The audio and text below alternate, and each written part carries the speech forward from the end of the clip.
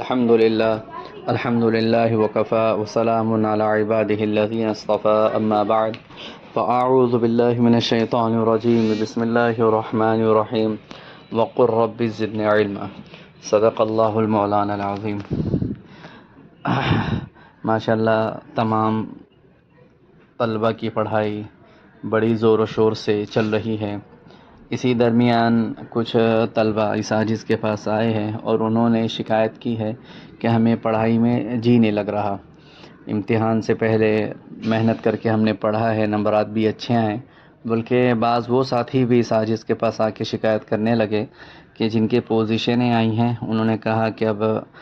چھٹی کو تقریباً 1 مہینہ ہو چکا ہے لیکن اب تک ہمارا دل پڑھائی پر نہیں لگا ہے، کیا کریں؟ تو عمومی طور پر یہ طلبہ کو پریشانی آتی ہے، تو سب سے پہلے استغفار کثرت سے کریں، اللہ تعالیٰ سے خوب استغفار کریں،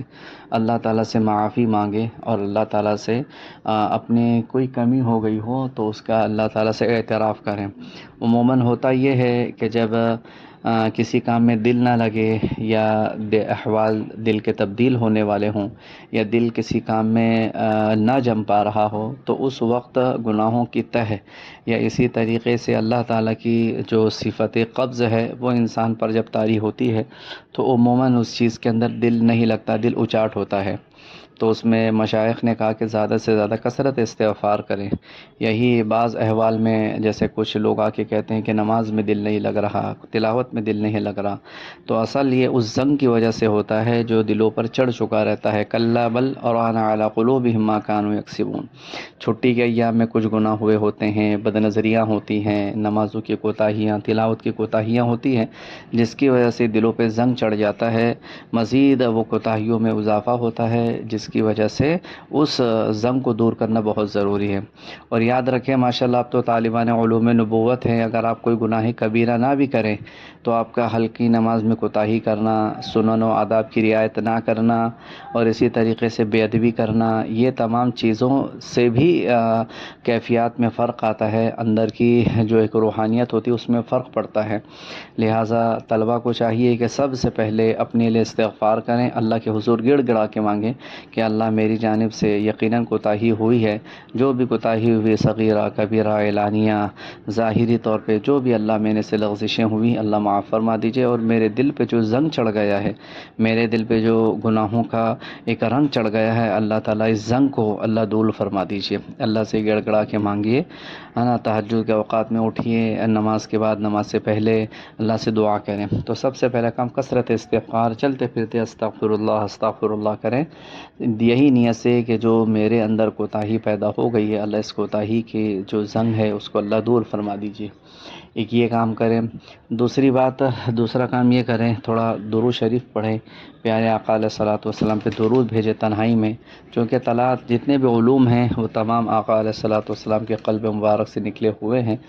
اصل میں وہی مشکات ہے جس سے تمام علوم کی چنگاریاں اور لوئے روشن ہو رہی ہیں، لہذا درود شریف پڑھیں، آقا علیہ الصلوۃ والسلام پر خوب کثرت سے درود بھیجیں، انشاءاللہ دوبارہ دل کی شمعیں روشن ہو جائیں گی اور دوبارہ ایک علم کی آگ پھر ہمارے دلوں میں پیدا ہو جائے گی۔ تو ایک کام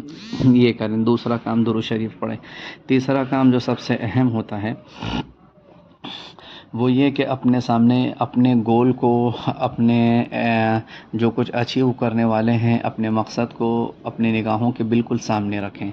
خصوصاً میں پنجم کے طلبہ کو کہتا ہوں صرف یہی آپ سامنے رکھیں کہ مجھے ہم لوگوں کو دارالعلوم جانا ہے اور وہاں جا کے امتحان پاس کر کے بہترین اعلیٰ نمبرات سے داخلہ لینا ہے، یہی اگر آپ کے ذہن میں ہو تو اللہ تعالیٰ اس کی برکت سے بہت سارے کام آسان کر دیتا ہے۔ تو یاد رکھیں، آگے آنے والی ایک نقطہ یاد رکھیں، آگے آنے والی جو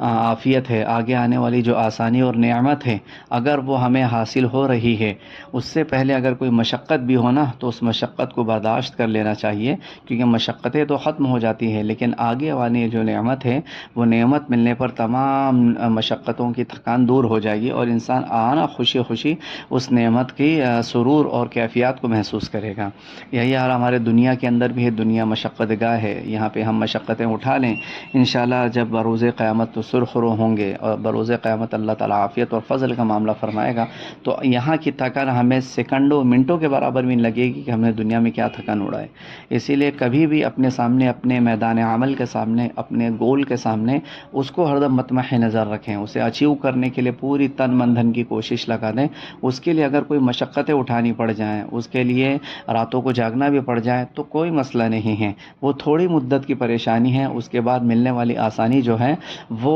ان پریشانیوں کو منٹوں کے اندر انشاءاللہ دور کر دے گی۔ تو میں ہر طالب علم کو کہتا ہوں کہ اپنے مقصد کو ہر دم نگاہوں کے سامنے رکھیں۔ ان مقاصد میں سے یہ ہے کہ ہمارے والدین نے ہم کو پڑھنے کے لیے بھیجا ہے، تو والدین نے کس نیت سے بھیجا ہے، والدین کے چہروں کو سامنے رکھیں، ہے نا۔ جن لوگوں نے، جو ہمارے سرپرست ہیں، ہمارے بھائی بہن ہیں، ان کے چہروں کو سامنے رکھیں کہ ہم کن کے لیے پڑھ رہے ہیں۔ اگر ہم نہیں پڑھیں گے، اگر ان کو ہماری حالت پتہ لگ جائے کہ ہم یہاں کھیل رہے ہیں، ہم یہاں کود رہے ہیں، وقت کو ضائع کر رہے ہیں، تو میرے والدین کو کتنی تکلیف ہوگی، اور آقا علیہ الصلوۃ والسلام کو کس قدر تکلیف ہوگی۔ ٹھیک ہے، تو یہ بات ہر دم اپنے مقصد کو سامنے رکھنا چاہیے، اور کوئی بھی معاملہ جو خلاف شرع ہو، گناہ کا کام ہو، نافرمانی کا کام ہو، ضیاء وقت ہو، بربادی ہو، اس میں اپنے مطمح نظر ہر دم سمجھے کہ یہ کام اگر میرے والدین کے سامنے کھل جائے، میرے عزیز و اقارب کے سامنے کھل جائے، مشائخ کے سامنے کھل جائے، علماء اور ہمارے بڑے جو ہیں ان کے سامنے اگر یہ کھل جائے گا تو کتنی رسوائی ہوگی، تو یہ سوچ کر ان کاموں سے رک جائیں،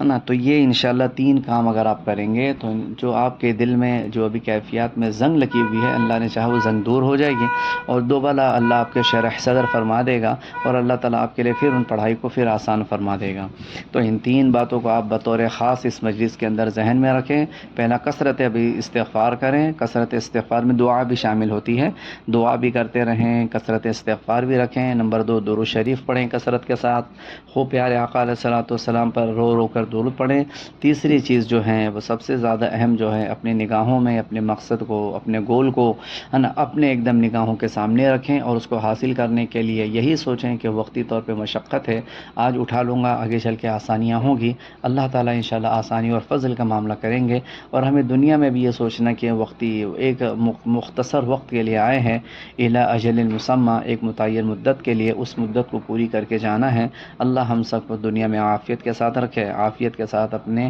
موت عطا فرمائے، اور اپنے حضور بعافیت اللہ تعالیٰ حاضر فرمائے۔ اس مجلس کا خلاصہ یہی تھا، اللہ تعالیٰ ہمیں عمل کی توفیق عطا فرمائے۔ وآخر دعوانا ان الحمد للہ رب العالمین۔ دعا فرما لیجیے۔